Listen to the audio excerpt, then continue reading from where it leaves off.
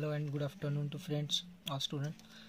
मागच्या PDF ज्या प्रकारे मी तुम्हाला मेंडेलियन डायहायब्रिड क्रॉस किंवा डायहायब्रिड रेशोबद्दल सांगितलं आहे, त्या रेशोमध्ये मेंडेलने प्रूफ केलेल्या रेशोनुसार 9:3:2 3:1 हा रेशो त्या ठिकाणी प्रूफ होताना आपल्याला दिसतोय की मेंडेलने F1 जनरेशन काढली. F1 जनरेशनमध्ये त्याला सगळे कॅरेक्टर हे डॉमिनंट मिळाले होते.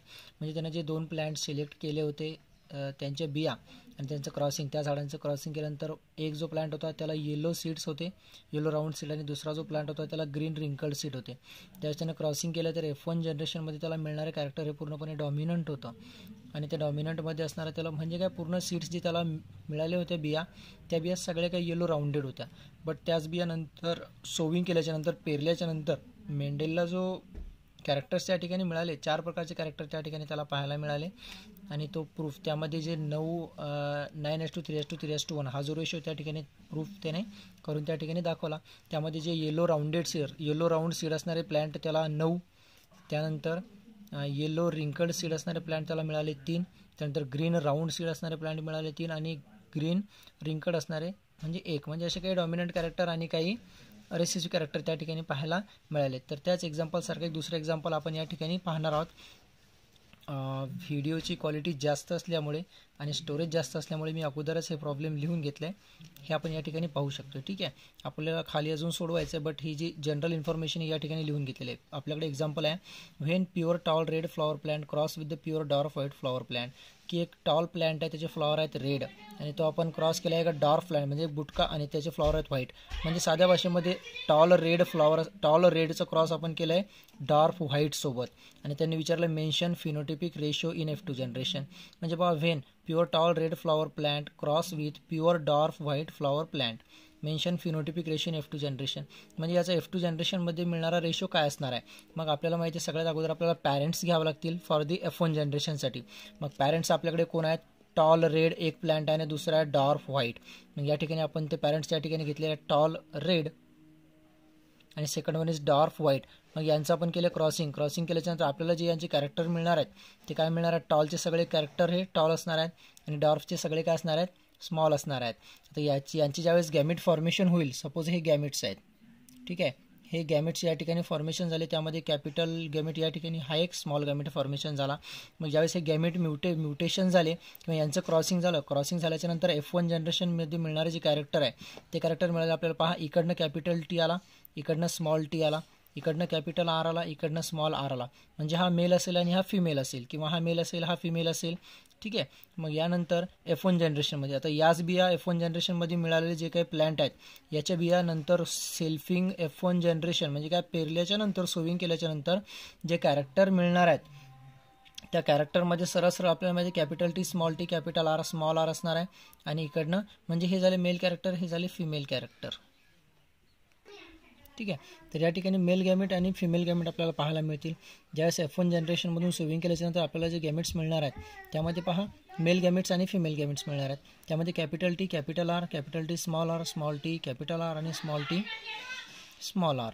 इकडे capital T capital R capital T small T capital R आणि स्मॉल टी स्मॉल आर. कारण इकडनं यांचं ज्यावेळेस क्रॉसिंग होईल ते क्रॉसिंग झाल्याच्यानंतर कॅरेक्टर जे मिळणार आहेत ते कॅरेक्टर या ठिकाणी आपण सरळ ते कॅरेक्टर आपण या ठिकाणी डिनोट केलेले आहेत. इकडनं कॅपिटल टी हा कॅपिटल आर.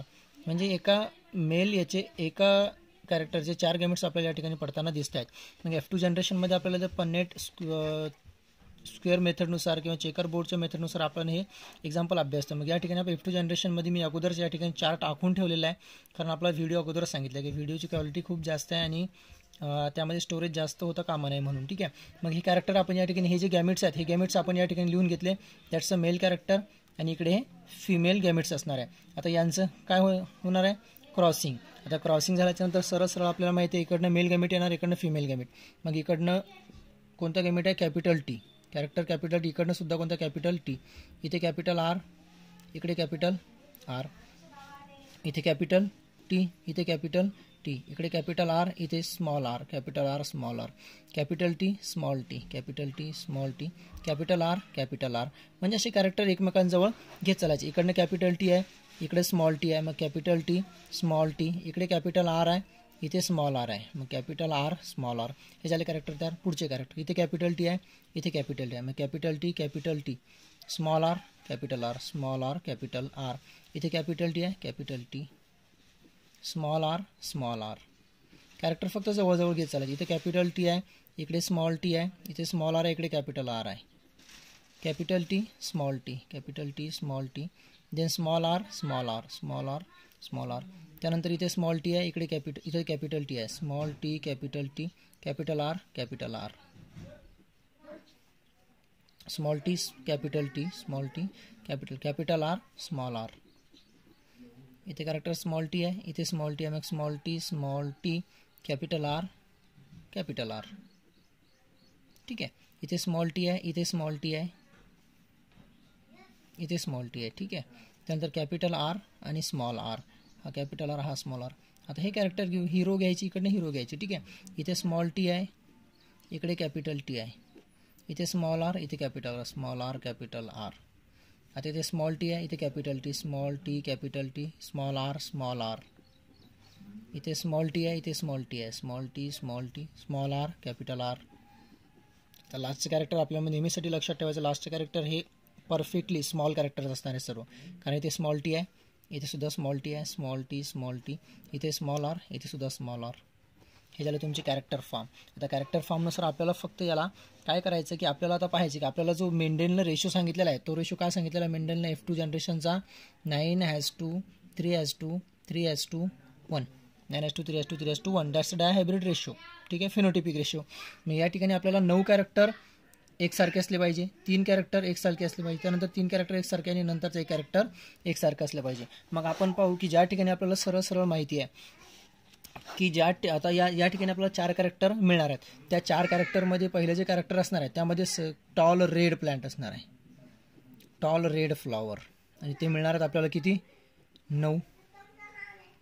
ठीक आहे. टॉल रेड किती मिळणार आहे 9. त्यानंतर टॉल व्हाईट, कोणते टॉल व्हाईट किती मिळतील आपल्याला, टॉल व्हाईट 3 मिळणार आहेत. ठीक आहे. त्यानंतर आपला जो सेकंड प्लांट आहे तो कोणता आहे, डॉर्फ व्हाईट आहे. मग आपल्याला डॉर्फ व्हाईट,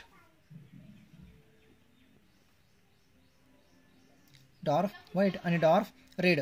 तर या ठिकाणी आपल्याला जो डॉमिनंट कॅरेक्टर कोणता रेड, मग या ठिकाणी डॉर्फ व्हाईटच्या ऐवजी आपल्याला कोणता मिळणार आहे रेड, आणि सगळ्यात शेवटचा कॅरेक्टर कोणता मिळणार आहे डॉर्फ व्हाईट. मग डॉर्फ रेड किती मिळणार आहेत आपल्याला 3 आणि डॉर्फ व्हाईट किती मिळणार आहे 1. अशी कॅरेक्टर म्हणजे 9:3:3:1 असा रेशो या ठिकाणी आपल्याला पाहायला मिळणार आहे. मग ज्या ठिकाणी कॅपिटल टी आणि कॅपिटल आर दोन्ही सारखे असतील, कॅपिटल टी आणि कॅपिटल आर, ते कोणते असणार आहे टॉल रेड. ज्या ठिकाणी टॉल व्हाईट, ज्या ठिकाणी फक्त कॅपिटल टी एकच आलेला असेल, फक्त कॅपिटल टी, आर कॅपिटल नसेल, तो कोणता असणार टॉल व्हाईट असणार आहे. ज्या ठिकाणी फक्त कॅपिटल आर असेल, ज्या ठिकाणी फक्त कॅपिटल आर असेल, टी हा स्मॉल असेल, तो कॅरेक्टर कोणता असणार आहे डॉर्फ रेड असणार आहे.